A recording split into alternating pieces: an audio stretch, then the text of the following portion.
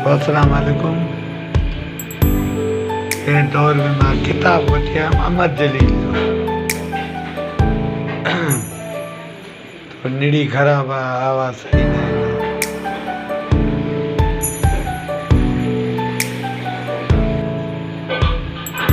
तो यार किताब वठी आयमि अहमद जलील जी कहाणी हिकिड़ी उहा पढ़ियमि। मज़ाया कहाणी माना बहितरीनु कहाणी हिकिड़ी सबक में ॻाल्हियूं हुयूं। असांजी सिंध जो अमर लेखक अमर जलील माना अमर आहे वाक़ई। तो उन हिकु ॻाल्हि कई तमामु बहितरीनु ॻाल्हि आहे। तक़रीबन 20 साल अॻु में पढ़ी पर अॼु ताईं विसरी न आहियां। तमामु बहितरीनु ॻाल्हि कई। असां सिंधी माण्हू शहीदनि जा इन्हनि जा ईअं ख़िदमतकार आहियूं ऐं शहीद ज़ात खे सॼी उमिरि इज़त ॾिनी आहे। उन जो वॾे में वॾो मिसाल अब्दुल्ला शाह गादी आहे। कंहिं दुनिया में पनाह न ॾिनल सिंध धरती वारनि ॾिनल।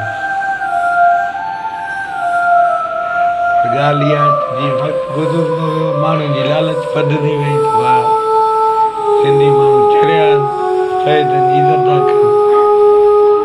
हर माण्हू पाण खे शहीद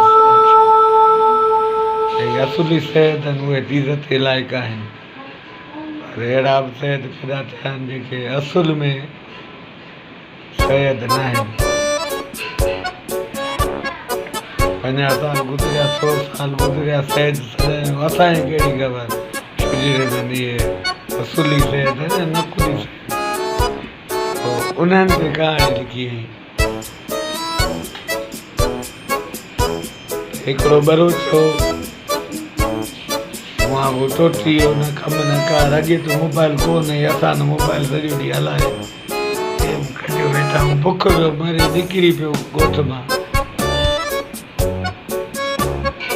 हिकिड़ी चादर पतल पतल कपिड़ा ग़रीब माण्हू छा करे।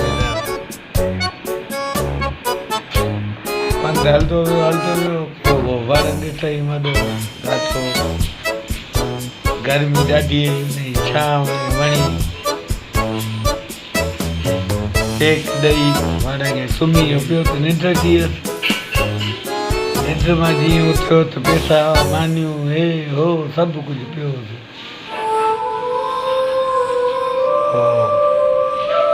बसि हिन चयो त हाणे हर शइ हिते मिले थी ॿिए हंधि छो वञा।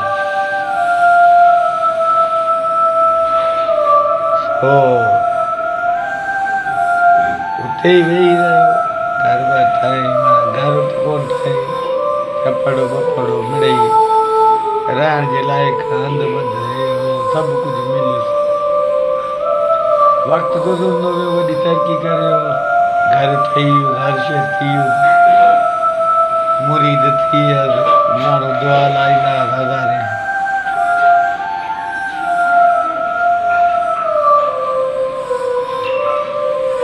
रही पियो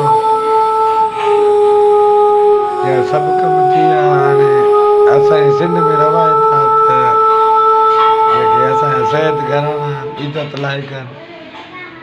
मुंहिंजी कहाणी जो मक़सदु इहो न आहे त को शहीदनि मां घटि थियणु। मां बि मुंहिंजा मुर्शिद शहीद अलाए मुंहिंजो मुर्शिद असांजी पीरल शाह दिगवारो वॾो पीरल शाह हो। नंढनि जी ख़बर कान्हे। असां आबेदा जे मुर्शिद उहो सैयद हो। चवण जो मक़सदु इहो आहे त केॾी ॿियो सैयद गुज़रियो चई हाणे वेठो ई मुंहिंजी धीउ जो आहे न। तो मां पंहिंजी धीउ जो रिश्तो तोखे थो ॾियां। अमर जलील पाण लिखे थो अॻे जा सैयद बि केॾा माना हा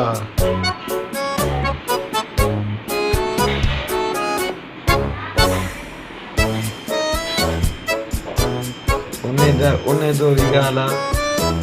उन दौर जा माण्हू भला हूंदा। बरोच चयो त हाणे मां बरोच हाणे सैदनि में शादी कीअं कंदुसि? मुंहिंजा त ॿई जान चटजी वेंदा। मां शादी न कंदुसि। उहे हवेलियूं उहे घर छॾे अची निकिरी ॿाहिरि भॻो। हलां कंहिं ॿिए वण जे हेठां वञी वेठो। कंहिं कमकार जे सांगे जो सोरो बि निकितो ॾिठईं त इहो माण्हू त सुञाणप वारो आहे। वञी मुंडी ॾिठईं त अड़े तोखे मां धीउ पियो ॾियां, तूं हिते छो वेठो आहीं? उन सॼी ॻाल्हि करे ॿुधाए साईं। माण्हुनि मूंखे सैद कयो, पर मां सैद कोन, मां बरोच। तूं सैद घराणे जो ई, मां लाइक़ु न आहियां जो तुंहिंजी न्याणी सां मां शादी कयां। मां गुनाहगार कोन थींदुसि। ख़लीफ़नि खे परे मोकिले हुनखे चयईं पुट हली शादी कर। मां वरी कहिड़ो सैद आहे, मां पाण सोलखी आहियां।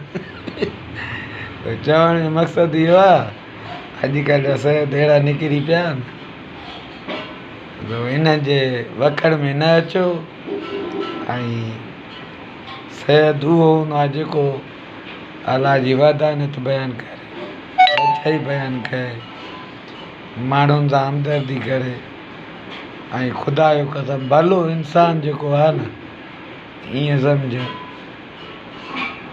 नबी साईं पंहिंजे आख़िरी खुतबे में चयो त सभु बराबरि हो, तव्हां मां भलो इंसानु उहो आहे जंहिंजा अमल भला। कोशिशि करे पंहिंजा अमल सुठा कयो। बाक़ी सैद सॾाइण सां त को फ़र्क़ु कोन पवंदो। दोस्तो, कहाणी अमर जली जी को बि नाराज़ थिए त मां कटे वेंदुसि। ऐं जेकर वणे कमेंट कजो, न वणे त ॿुधाइजो। महिरबानी दोस्तो, ख़ुदा हाफ़िज़।